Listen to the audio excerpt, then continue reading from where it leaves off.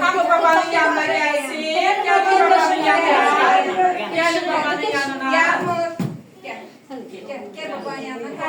Baba söyledi sözlerimizi diye yolka bizi yapsın. Yan yolka, al elvan, boya yolka. Size uşaklar. Çok sağ olun uşaklar. Siz de sağ olun. İnşallah şeyler kalmaya şapayacağım. Olsun, baba otursun sizi dinlesin. Koyaylaştırın. Yerimize, səliqəli dayanır. Söylesin.